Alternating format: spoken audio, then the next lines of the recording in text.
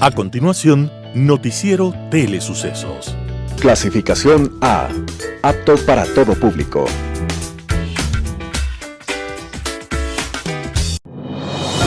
Inicie el día bien informado. El mejor noticiero de la mañana informando para usted.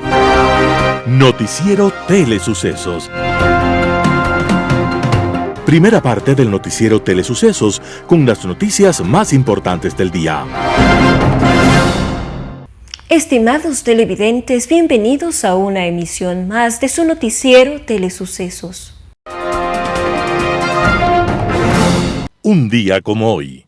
Jorge Luis Borges cuenta que él era un niño de 6 o 7 años cuando una noche llegó alguien a su casa que marcó su vida para siempre. Era un hombre que bordeaba los 50 años, aunque seguro aparentaba muchos más. Era un personaje de barba blanca, rostro noble, barba de apóstol y una mirada de suave tristeza. Cuando el hombre empezó a hablar, en la sala se hizo un silencio religioso. Pero Borges recuerda que en su alma de niño retumbaban la voz y las palabras iluminadas, telúricas, de aquel personaje.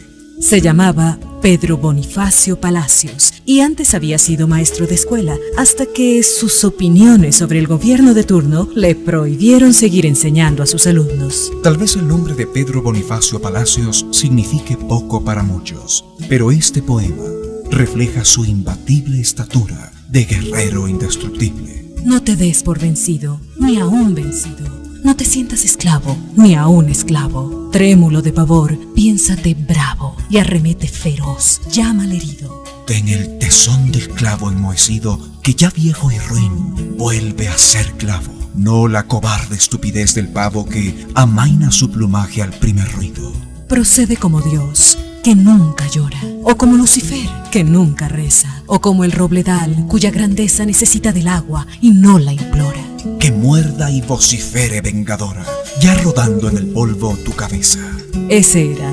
Así escribía Pedro Bonifacio Palacios, más conocido como Almafuerte, el maestro poeta, el poeta maestro, y estaba naciendo un día como hoy, 13 de mayo de 1854. Feliz cumpleaños, maestro, más allá del silencio y del misterio, y que donde quiera que te encuentres, que muerda y vocifere vengadora, ya rodando en el polvo tu cabeza.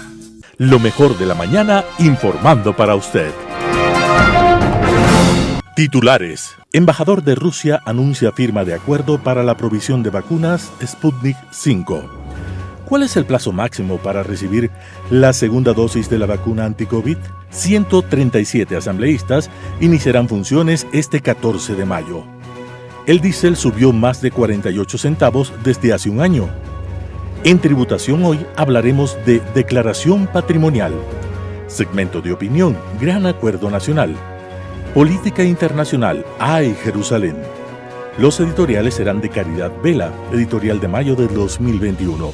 Fundamedios rechaza la aprobación de la ley de violencia digital por contener severas restricciones a derechos. Ramiro Ruiz, Ecuador y el tránsito de la droga. José Hernández, encontrémonos sin más víctimas y victimarios. Y León Roldós, de extremo a extremo. Noticias del día con Carla Sánchez. Embajador de Rusia anuncia firma de acuerdo para provisión de vacunas de Sputnik V. El gobierno ruso dirigido por Vladimir Putin aceptó el pedido del presidente electo Guillermo Lasso.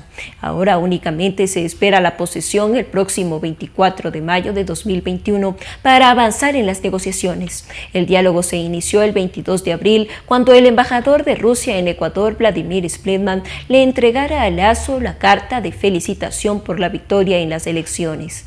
En ella Putin expresa además el deseo de su país de mejorar las relaciones bilaterales.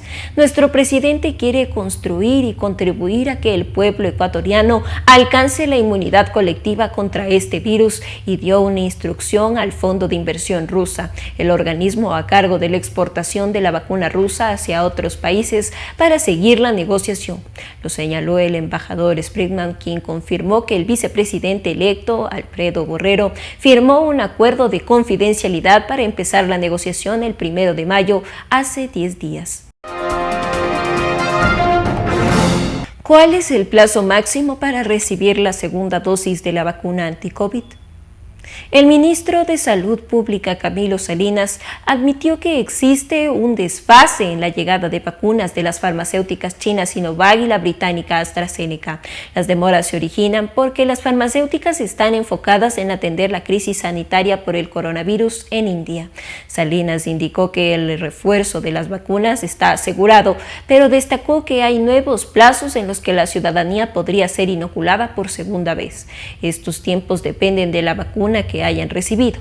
Pfizer, el refuerzo puede colocarse entre 21 y 28 días después de la primera dosis. Sinovac, el refuerzo puede colocarse hasta 28 días después de la primera dosis. AstraZeneca, entre 62 y 84 días después de la primera dosis.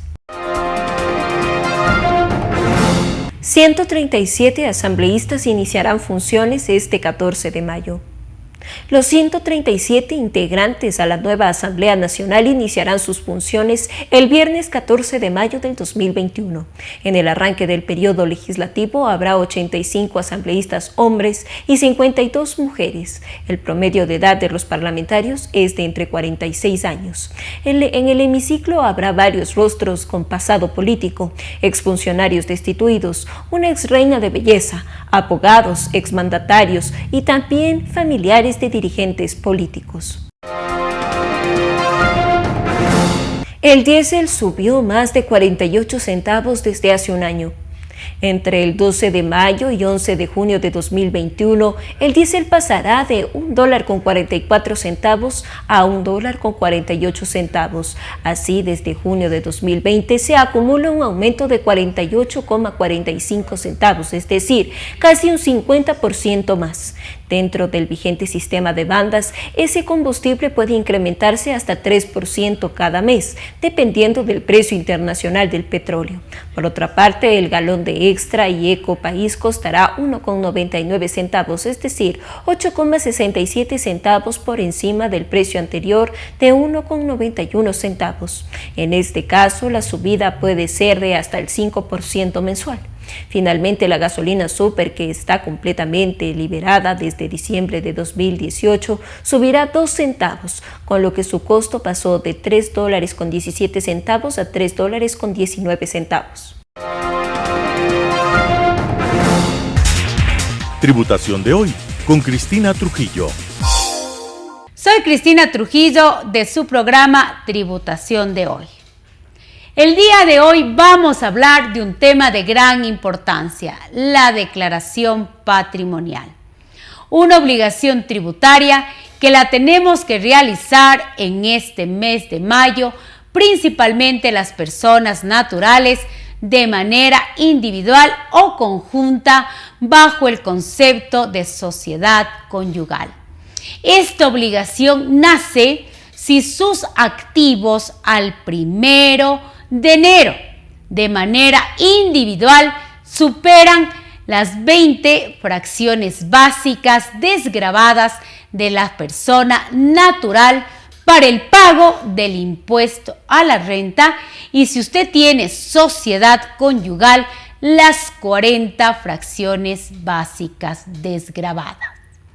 Se entiende que en el concepto de activos usted tiene que considerar todo lo que usted tiene bajo este concepto, como por ejemplo, todo el dinero que usted posee en bancos, como por ejemplo, cuentas corrientes, cuentas de ahorro, inversiones, acciones en sociedades, adicionalmente bienes inmuebles como vehículos, menajes de casa, inmuebles, etc. Siempre es importante considerar el valor comercial de los mismos.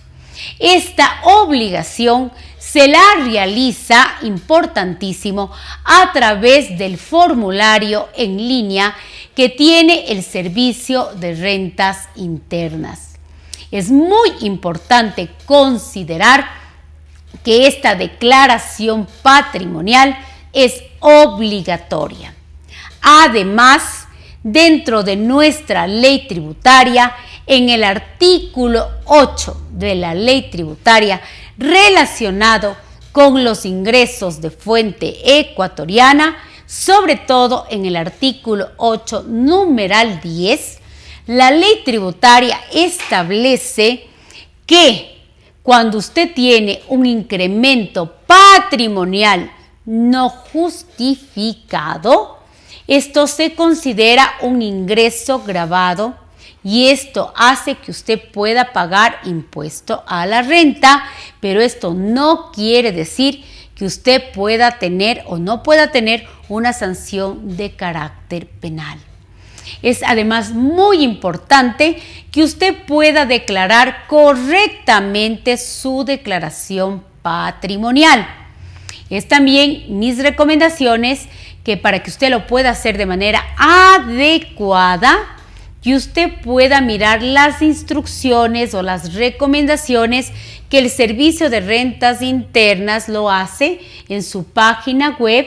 Yo siempre recomiendo que usted como persona natural puedas meterse a mirar estas instrucciones que están previstas en nuestra ley y en nuestro reglamento para que usted pueda sustentar qué debe apoyarse, qué debe declarar. En el formulario nos permiten declarar nuestros activos menos nuestro pasivo para que se declare el patrimonio neto. Ahí voy a hacer una aclaración. Para que se genere la obligatoriedad, solamente se consideran los activos al 1 de enero. Pero ya el momento de declarar en el mes de mayo, en este mes de mayo, sí se tiene que declarar el activo menos el pasivo. Pero para generar la obligatoriedad es el activo total. Esta declaración se la puede hacer de manera individual o se le va a hacer de manera, hablemos, total bajo el concepto de sociedad conyugal. Alguien me preguntaba, ¿qué pasa si yo tengo activos que he recibido de soltera o, por ejemplo, una herencia? Pues en ese momento usted tiene que declarar de forma individual sus bienes de soltero más la proporción que usted traiga de la sociedad conyugal y tiene que hacer una declaración individual. Si usted no declara su declaración patrimonial, pues usted va a traer las sanciones respectivas que trae pues la norma tributaria. Es fundamental que usted cumpla con toda la normativa tributaria vigente y esta es una de las obligaciones que tenemos los sujetos pasivos, nuestra declaración patrimonial, que se la tiene que realizar de acuerdo al 9º dígito de nuestro RUC. En este caso no ha habido ampliación de plazos. La declaración patrimonial no ha tenido ampliación de plazo. Se encuentra dentro del plazo normalmente establecido para la presentación y declaración de esta obligación tributaria. Obligación que la tenemos que realizar todas las personas naturales de manera individual o de manera conjunta en el caso de la sociedad conyugal. ¿Qué quiere decir esto? Cuando el hombre y la mujer no tenemos disolución de la sociedad conyugal. La obligatoriedad nace al 1 de enero por el monto total de nuestros activos. Estos activos son nuestros bienes muebles, nuestros bienes inmuebles y también los activos intangibles. Al 1 de enero, todo lo que nosotros tenemos por el concepto de activos, que son los activos, los recursos controlados que tenemos las personas naturales. Soy Cristina Trujillo de su programa Tributación de Hoy en su noticiero de Telesucesos. Nos volveremos a ver. Muchas gracias. Segunda parte del noticiero Telesucesos, opinión de importantes personajes de la actualidad nacional en política, economía, salud y educación.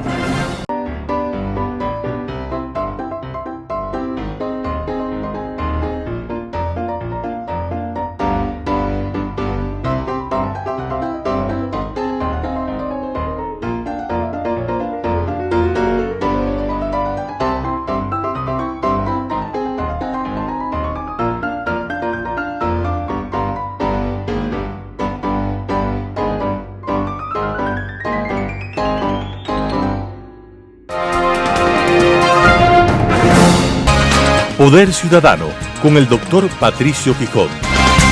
Cordiales saludos. Los gobiernos democráticos de Latinoamérica están amenazados. La violencia desatada en Colombia no responde únicamente a la protesta social por la adopción de impopulares medidas económicas. Esas manifestaciones evidentemente han sido infiltradas por agendas desestabilizadoras y violentas que, al parecer, responderían a mafias de la narcoguerrilla y a inconfesables intereses de políticos inescrupulosos. Nuestro Ecuador va a vivir esa amenaza en forma permanente. Aquí se enfrentarán una y otra vez el modelo democrático que es el que por fortuna escogió mayoritariamente el pueblo ecuatoriano en las urnas y el otro modelo que ya lo padecimos, esto es, un modelo dictatorial, totalitario y amoral, con disfraz de revolucionario, que dice actuar en favor de las mayorías pobres del país. El gobierno de Lenín Moreno Garcés deja al próximo gobernante, a Guillermo Lasso Mendoza, un país con una compleja crisis fiscal.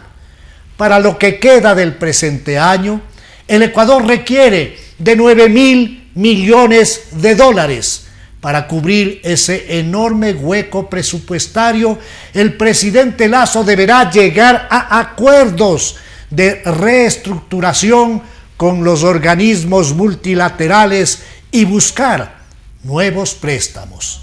En medio de la recesión económica agravada por la pandemia, la expectativa relacionada a la nueva administración del Estado que iniciará el 24 de mayo del presente año es muy grande, mas se hace indispensable dimensionar la realidad de la gigantesca crisis en función de no hacer exigencias que compliquen gravemente y desde el inicio la posibilidad de estructurar un camino, un plan consensuado anticrisis que nos pueda dar esperanzas de verdadero cambio y mejoramiento social.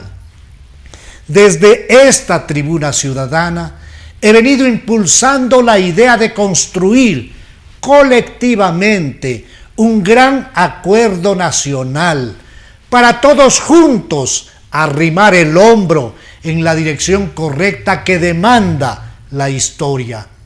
La falta de ese acuerdo nacional puede abrir peligrosos caminos para que desde diversos sectores y fundamentalmente desde los intereses de la mal llamada Revolución Ciudadana se intente articular maniobras desestabilizadoras y vandálicas. Eso estamos apreciando en la vecina Colombia, con enormes costos de pérdidas de vidas humanas y destrozos en su economía. La amenaza está allí, latente, presente. El populismo solo logrará sobrevivir si no tenemos la lucidez suficiente para aportar en favor de que el gobierno de Guillermo Lasso Mendoza tenga éxito, logre cumplir con sus planes y propuestas presentadas en la campaña electoral. La megacrisis impone el aporte patriótico de todos.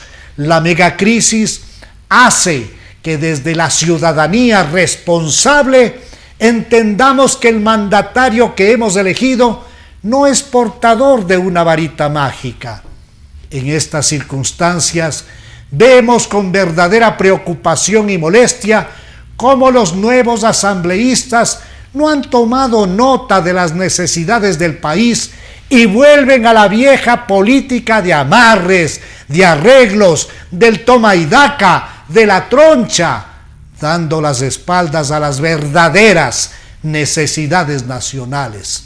Únicamente les interesa captar las dignidades, las canonjías, las prebendas, los espacios de poder.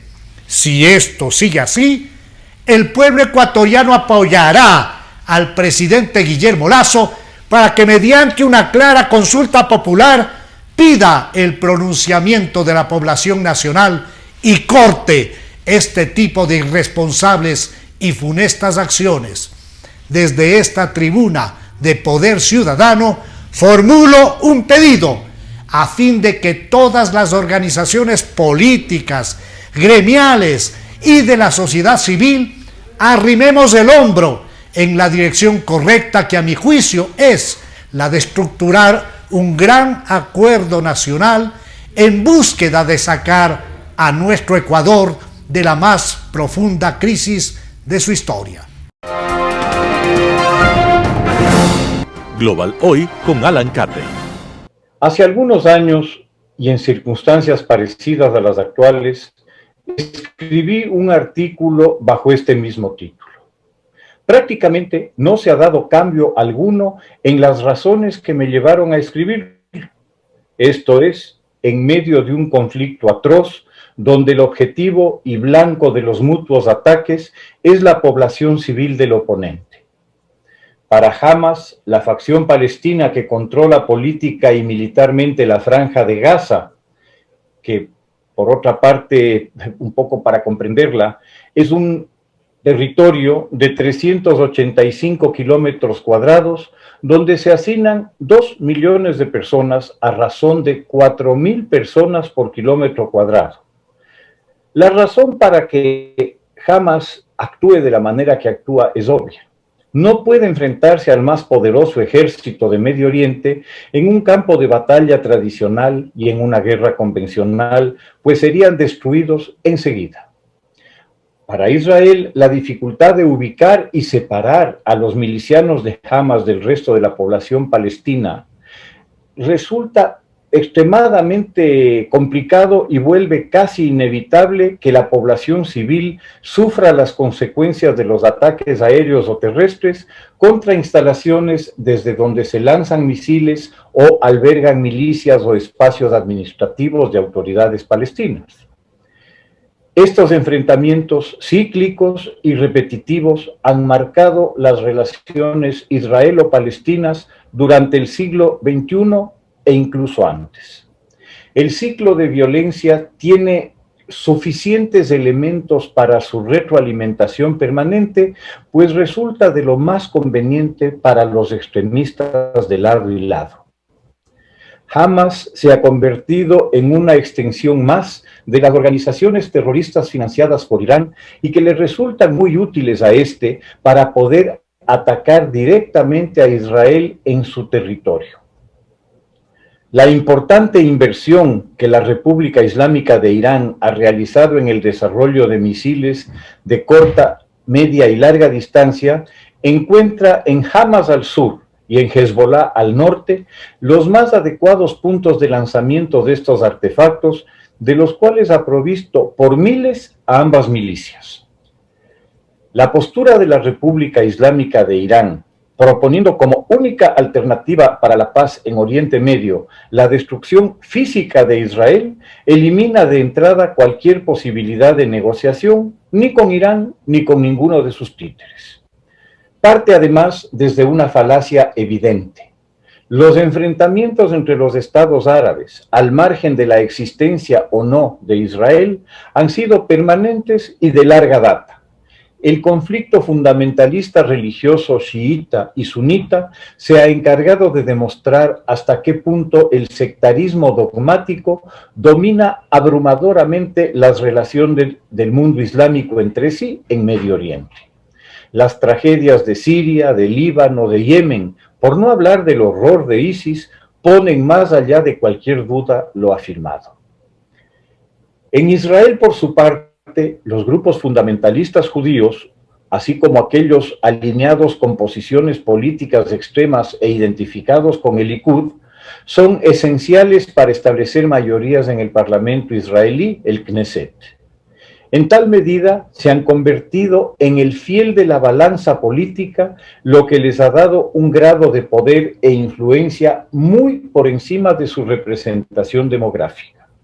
Esto ha dado lugar a un permanente viraje político israelí hacia posturas mucho más extremas y duras que hace 20 años.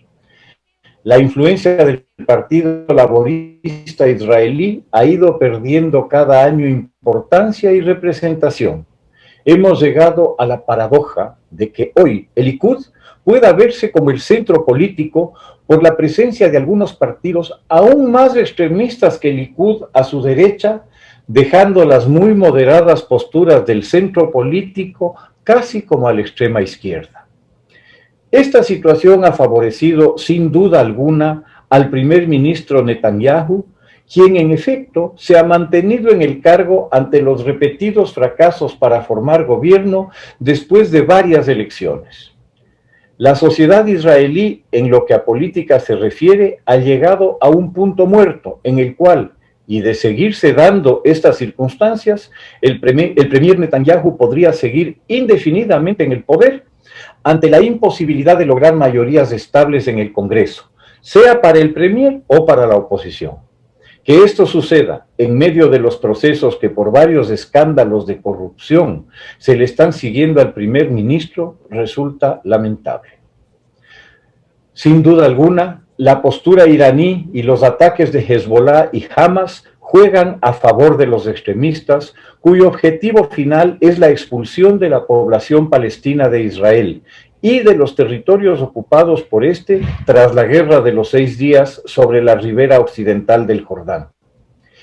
Este objetivo se alinea con preceptos religiosos que exigen un Israel dentro de sus fronteras bíblicas, reales o imaginarias. La aplicación de esta política implica la imposibilidad física para la existencia de un Estado palestino en los territorios históricamente ocupados por ellos y de los cuales han sido sistemáticamente desplazados desde 1948. Esta situación va a contrapelo con una serie de decisiones y compromisos del propio Estado judío, con la población palestina y con la comunidad internacional para la creación de un Estado palestino dentro de los límites establecidos por Naciones Unidas cuando se creó el Estado de Israel en 1948. El epicentro del conflicto de estos días se ubica en la ciudad de Jerusalén, sagrada para judíos, musulmanes y cristianos, de la cual se está expulsando en su parte oriental, mayoritariamente palestina, a sus pobladores para dar paso a inquilinos judíos en una operación que los palestinos equiparan a una limpieza étnica. Las sensibilidades que cualquier asunto atinente a Jerusalén despierta en tantas partes del mundo, en unos ámbitos religiosos ya de por sí exacerbados, se va convirtiendo en un obstáculo cada vez mayor para buscar alguna forma de entendimiento. Para las naciones árabes o islámicas que han intentado un acercamiento con Israel en los últimos meses, la actual situación se les va a volver inmanejable al interior de sus países por el resentimiento que se genera ante lo que se ve como una intransigencia y mala fe israelí. Así, el único activo, por limitado que fuera, que había alcanzado el presidente Trump en su política de Oriente Medio, corre el riesgo de convertirse en papel mojado como tantos otros acuerdos antes celebrados en la región. Al final del día, las antiguas leyes, particularmente la del talión, regresan para dejar tuertos o ciegos a quienes las invocan. ¡Ay, Jerusalén! Muchas gracias. Caridad Vela es directora y cofundadora de la revista Clave y exsecretaria de Comunicación de la Presidencia de la República. Editorial con Carla Sánchez. Editorial. Han transcurrido 10 meses desde la última vez que firmé esta página, meses durante los cuales Mercedes se encargó del 100% de la gestión en Clave. Con la pasión que le caracteriza y superándose a sí misma, enfrentó el reto más duro de nuestros 13 años de historia. Mi altísimo reconocimiento a ella por hacerlo tan extraordinariamente bien y que mi ausencia fue imperceptible para nuestros lectores y anunciantes. Hasta el día de hoy muchos me preguntan por qué decidí aceptar la propuesta de un presidente desgastado ante la opinión pública para ocupar la Secretaría General de Comunicación. Todavía me hago la misma pregunta en mis noches de silencio. Salir de mi zona cómoda para poner mi capital reputacional en riesgo no era lógico y aún no sé si fue acertado o si lo que perdí fue más que aquello de lo que gané. De lo que sí estoy segura es que siento absoluta satisfacción de haber entregado mi esfuerzo para trabajar con un presidente que es reconocido a lo largo y ancho del país por no haber hecho nada durante su gestión. Lo hice a pesar de que ese nunca ha sido mi proyecto político. Sí, trabajé para un presidente que no hizo nada por coartar nuestra libertad de expresión, no hizo nada por meter su mano en la justicia, ni interferir en asuntos que competen a otras funciones del Estado. Tampoco hizo nada por atentar contra la democracia o perpetuarse en el poder. No expulsó del país a embajadores ni a representantes de organismos internacionales. No amenazó a nadie ni encarceló a ciudadanos comunes que dispararon con él. No hizo nada de eso. Trabajé para un presidente que tuvo el valor de tomar decisiones impopulares porque eran las correctas, aguantando insultos constantemente, pero que al hacerlo fortaleció la dolarización y nos llevó al sendero de la transformación. Hombro a hombro, día y noche, trabajé como nunca antes por un objetivo que no es reconocido en el presente, pero trazó un futuro que está valorado con el tiempo. Ese presidente que se dio en octubre de 2019 para que retome la paz del país, cambió nuestro destino. Sí, trabajé para un presidente a quien los corruptos, presos y prófugos llaman traidor y que gracias a esa traición Ecuador no es Venezuela. Me quedan un cúmulo de experiencias, unas duras y otras gratas, que se suman a un valioso aprendizaje de lo que fue el interior de mi vida política.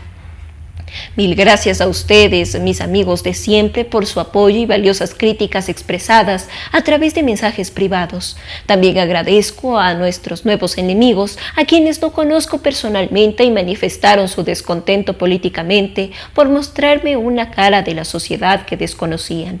Hay mucho por hacer y cada uno tiene su dosis de responsabilidad en la mañana. Ecuador nos necesita a todos. Es el momento de la verdad. Guillermo Lasso, el presidente que a Dios gracias elegimos, nos pondrá y podrá hacerlo solo. Nadie puede hacerlo solo. Llegó la hora de entender que el éxito del gobernante solo es tan grande como la suma de los éxitos de cada habitante en el país. Y esos somos nosotros. Vuelvo a clave con la intención de dar más que siempre. Mercedes y yo estamos dispuestas a entregarnos renovadas y fortalecidas para trabajar con ustedes por la reactivación del país. Los cimientos de esa reactivación están en el sector de la construcción. De eso no hay duda. Y a pesar de las circunstancias adversas, juntos encontraremos el camino para superar los escollos.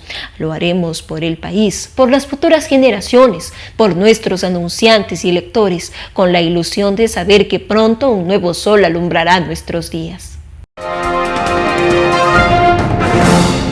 ¿Qué tal, amigos? Vamos a dar lectura a una información de del portal Fundamedios acerca del rechazo a la aprobación de la Ley de Violencia Digital por contener severas restricciones a derechos. El Pleno de la Asamblea Nacional aprobó este jueves 6 de mayo la Ley de Violencia Digital, que inicialmente fue presentada con la finalidad de proteger a las víctimas de violencia sexual en el ámbito digital y el ciberacoso sexual. Sin embargo, a lo largo del tratamiento del proyecto, otras figuras fueron incluidas que no solo distorsionan el sentido original de esta norma, sino que a su vez implica graves vulneraciones a libertades y derechos en el espacio digital. Desde falta de proporcionalidad en las penas hasta redacciones amplias que facilitan las interpretaciones subjetivas de las distintas tipificaciones de los artículos aprobados. Esta ley representa una vulneración extrema a los derechos y a las garantías constitucionales. Además, incluye contenido relacionado con el manejo e incautación de contenido digital que, como se señaló anteriormente, no responde a la finalidad de este proyecto. Entre los artículos más preocupantes se encuentra la pena privativa de libertad de 1 a 3 años en casos de violación de la intimidad del artículo 178. Cuando el contenido de carácter personal que sea divulgado sea extraído de alguna plataforma digital, La reforma al artículo 396 en la que se añade a esta tipificación que toda persona que por cualquier medio, inclusive a través de tecnologías de la información y comunicación, profiera expresiones en descrédito o deshonra en contra de otra, tendrá pena privativa de libertad señalada en dicho artículo, entre otros. No es el único artículo problemático. Hemos encontrado severas restricciones a derechos y libertades fundamentales en los artículos 18, 497 y el 499. Este contenido vulnera la libertad de expresión, un derecho fundamental en una sociedad democrática que sirve de instrumento invaluable de protección y garantía de los derechos humanos y que tiene impacto no solo a nivel individual, sino también colectivo. Por estas razones, este derecho en todas sus manifestaciones tiene un rol preponderante. La Relatoría Especial para la Libertad de Expresión de la Comisión Interamericana de Derechos Humanos ha manifestado que el derecho a la libertad de expresión puede ser sometido a ciertas restricciones que, para ser legítimas, deben cumplir una serie de requisitos que han sido desarrollados por los órganos del Sistema Interamericano de Protección de Derechos Humanos. Por ello, cuando se trata de contenido digital, resulta imprescindible evaluar todas las condiciones de legitimidad de las limitaciones del derecho a la libertad de expresión a la luz de estas características propias y especiales. Al momento de establecer la eventual proporcionalidad de una determinada restricción, es imprescindible evaluar el impacto o costo de dicha restricción, no solo desde el punto de vista de los particulares directamente afectados con la medida, sino desde la perspectiva de su impacto en el funcionamiento de la red. Una determinada medida restrictiva puede parecer leve si la estudia solamente desde la perspectiva de la persona afectada. Sin embargo, la misma medida puede tener un impacto realmente devastador en el funcionamiento general de Internet y, en consecuencia, en el derecho a la libertad de expresión de todo el conjunto de los usuarios. Al evaluar la proporcionalidad de una restricción a la libertad de expresión en Internet, se debe ponderar el impacto que dicha restricción podría tener en la capacidad de Internet para garantizar y promover la libertad de expresión con respecto a los beneficios que la restricción reportaría para la protección de otros intereses. Hacemos un llamado al presidente de la República a vetar esta inconsulta ley que contiene textos ambiguos, oscuros, enredados y abiertos que se pueden interpretar de forma arbitraria y con eso enviar a la cárcel a un ciudadano. Amigos, fuera de la nota quiero mencionar que por parte de la Asamblea Nacional ya se reconsideró la aprobación de esta ley el pasado 10 de mayo, así que Fundamedios también expresa su satisfacción con este retro que se dio a la aprobación inicial de esta ley y mañana estaremos hablando de esa situación de Fundamedios congraciándose con esta derogación de esta aprobación inicial de esta ley. Amigos, hasta mañana. Ecuador y el tránsito de la droga. Cada semana la Policía Nacional incauta droga. Las artimañas de los traficantes no tienen límite. Las sustancias mortales se esconden en camiones, camionetas, buses, hasta en cargamentos de papas y banano. La policía ha destruido laboratorios donde mezclan cocaína con gasolina y cemento. El polvo nocivo daña los cerebros de los consumidores, separa familias, promueve el crimen organizado, el sicariato, la prostitución, la trata de blancas, el lavado de dólares. Todos los días se ejecuta el cobro de cuentas a los deudores que compran droga y venden en diminutos paquetes a los drogadictos de cualquier edad, raza y condición social. Consumen droga exmilitares de Vietnam, Afganistán. Lo hace gente famosa del cine, la ciencia, la tecnología, el deporte. Nadie está libre del consumo. El pobre, el rico, la gente conocida en el mundo, como aquellos que duermen en los túneles de San Juan, en la ciudad de Quito. Desde hace décadas nadie sospechó que en el país había aeropuertos clandestinos y que los traficantes utilizaban los puertos de Guayaquil, Manta y Esmeralda. Los tratantes aprovechaban las fronteras de Colombia y el Perú. Circulan con carreteras, caminos y chaquiñanes secretos. Todos los espacios sirven, el terrestre, el marítimo, el fluvial y el aéreo. Ecuador, ubicado en la mitad del mundo, un país estratégico para el tráfico de droga. Los datos son espeluznantes. La Policía Nacional decomisó 128,4 toneladas de droga en 2020, la mayor incautación en la última década según el Ministerio de Gobierno. En el 2016, 110 toneladas, hasta entonces un récord histórico. En el 2019, 82,2 toneladas. En el 2018 se confiscaron 97,2 toneladas. Según la Dirección Nacional de Antinarcóticos, 11.401 personas han sido detenidas, entre ellos conductores de camiones cargados de alcaloides, personas que trabajan en seguridad, transporte y almacenamiento de la droga. No es posible imaginar el número de consumidores con 1 tonelada de droga. La producción, venta y consumo prospera como industria relacionada con las condiciones económicas, sociales, culturales y geopolíticas. La mayor parte de la cocaína del mundo viene de Colombia. En 2016 se incrementó la fabricación a 866 toneladas, un aumento de más de 1/3 con relación al 2015. En el 2016, el 69% de las 213.000 hectáreas donde cultivan la coca en el mundo están en Colombia. ¿Cómo controlar el problema? No hay datos del gasto de operativos, inteligencia internacional, policial y militar. En estos días llegó de Estados Unidos el avión radar Auron, que ayudará a vigilar actividades ilícitas en la tierra, mar y aire. El esfuerzo humano, económico y tecnológico no son suficientes. La eliminación de este lastre en la actualidad todavía no tiene un horizonte.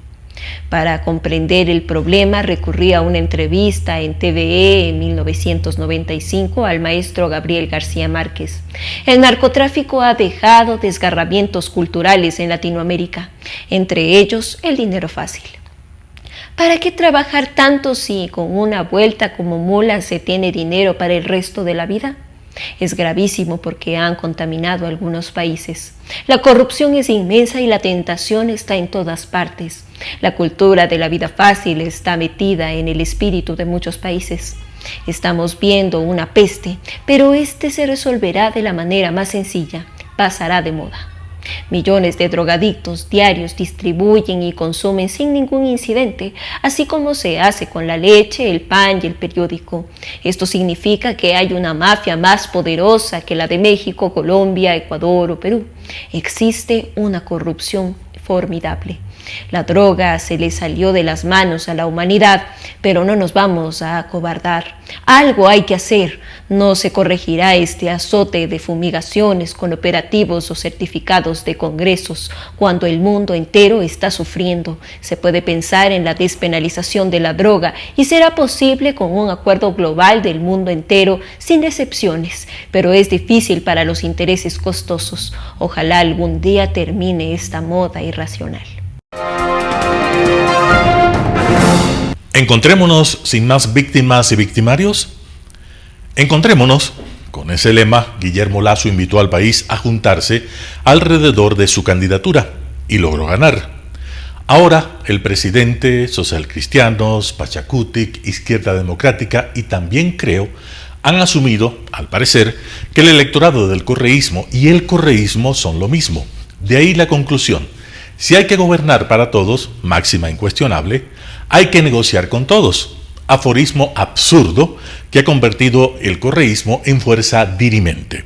No solo es un aforismo absurdo, es un alibi que en los hechos convierte a los asambleístas de Rafael Correa en piezas fundamentales de la gobernabilidad. Esa es la nueva ficción que se construye con aquellos que, si hubieran ganado, tuvieran puesto patas arriba al país, con capitales y personas huyendo. Porque su líder se encargó de amenazarlas con nombre propio. El correísmo asume el nuevo estatus gratuitamente sin que sus asambleístas tengan que repudiar en absoluto la historia que los vincula a la destrucción de la democracia, la persecución a ciudadanos y el robo desaforado del que fueron responsables sus líderes.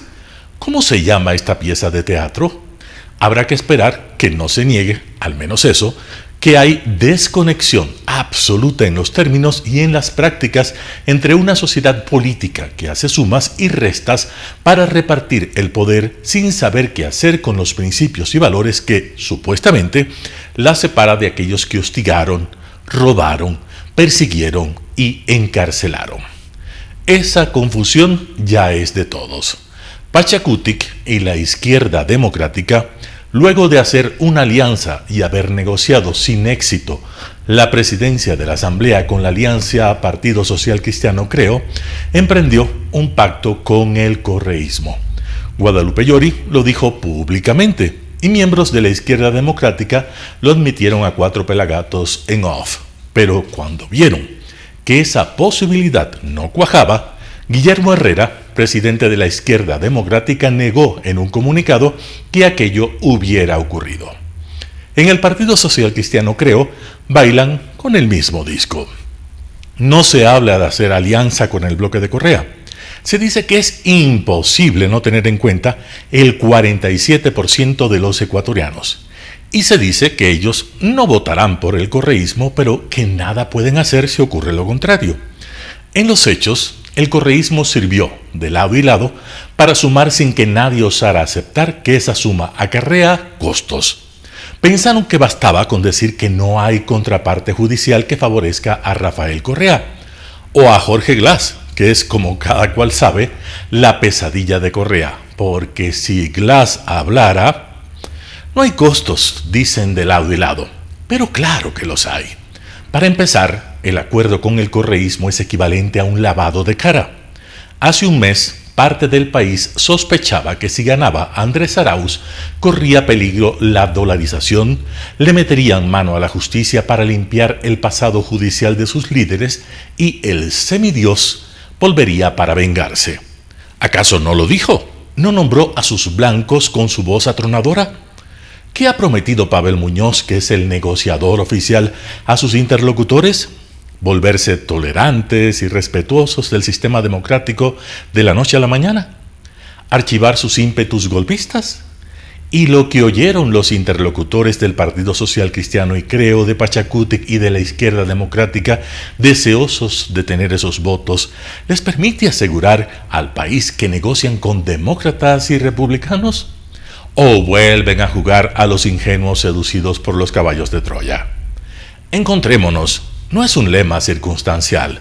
Si se le entendió bien al presidente Lasso, es un proyecto de país, es un programa democrático, es una invitación a verse, a reconocerse, a hablarse, a dialogar alrededor de urgencias y prioridades de los más pobres y de cómo sacar al país adelante. Pero verse y reconocerse entre demócratas. Y el correísmo no ha parido una autocrítica, un pedido de perdón al país. ¿Hay que graduarlos de demócratas y republicanos contra su voluntad? ¿Gobernar también para su electorado? Por supuesto, pero asumir que su electorado y la cúpula son lo mismo, es decir al país que no hay diferencias entre víctimas y victimarios, que en aras de supuestos acuerdos hay que cerrar los ojos y considerar al correísmo como una corriente política más, como si no hubiese diferencias entre demócrata o ser demócrata y ser autoritario, y que mientras Pavel Muñoz cuadra con el social cristianismo a qué comisiones van sus asambleístas, no hay que preguntar siquiera qué porquería monta su maquinaria de troles. Algo, definitivamente, no cuadra en todo este tinglado. José Hernández, Cuatro Pelagatos. De extremo a extremo. Lector, ¿conoce la expresión saco y sal? En el Caribe es tacha para quien sala aquello que se hace o se mete o si se apoya o recomienda. La están usando contra Rafael Correa por la grave crisis en el Ecuador, bajo su ungido del 2017, Lenín Moreno, por su candidato Arauz, perdedor en las recientes elecciones del 2021, después de una amplísima ventaja de primera vuelta y por el fracaso de las elecciones para la Comunidad de Madrid del 4 de mayo de 2021, de la coalición Unidas Podemos, formada por Podemos, la izquierda joven radical liderada por Pablo Iglesias e Izquierda Unida, el viejo Partido Comunista, que solo llegó al 7,21% de los sufragios válidos, cuando todo, hasta el liderazgo de Iglesias, se lo jugaron, lo que motivó en el 4 mismo que declare esos resultados que lo llevaban a decidir su retiro por las posiciones estelares de la acción política para que vengan nuevos cuadros. Su expresión final final fue: hemos fracasado. Asumir ser víctima por parte de él será solo coyuntural. En lo de Unidas Podemos, ¿en qué indicio Correa?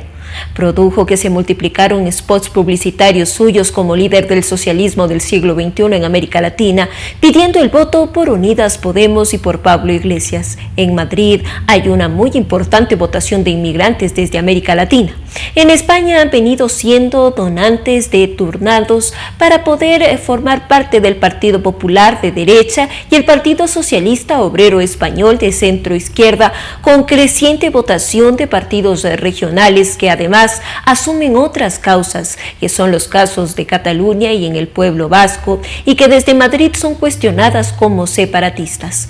Unidas Podemos desde la extrema izquierda y Vox en la extrema derecha fascista pretenden ser opciones en España. En Madrid, Vox será aliado coyuntural del Partido Popular. Venezuela, Ecuador, Bolivia y Nicaragua sirvieron de experimentos políticos y económicos de los Podemos.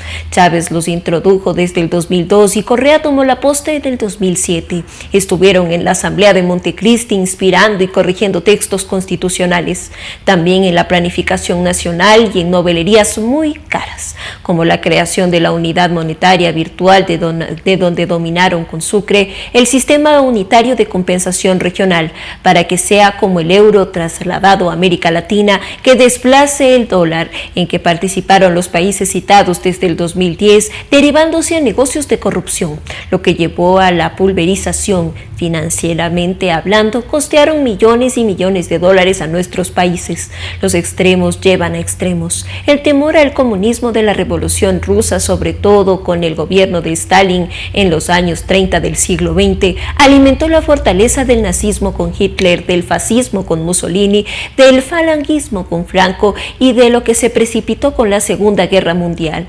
En Colombia, del M-19, las FARC y otras guerrillas urbanas y rurales que ideologizan la izquierda, que pasó a paramilitares de derecha en extensos entornos de narconegocios. Hoy domina la violencia al país del norte. En Ecuador, en democracia, impidamos servir para ensayos políticos y económicos.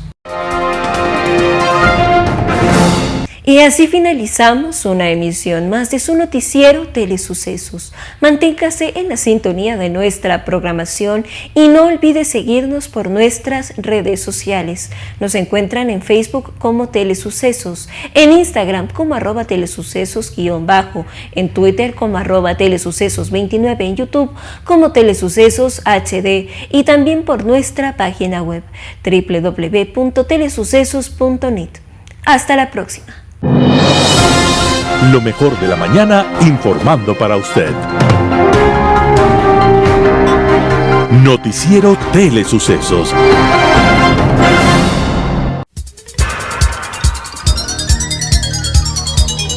Las opiniones vertidas en este espacio por la producción y dirección del programa son de exclusiva responsabilidad de sus autores y de quienes intervienen en ellos.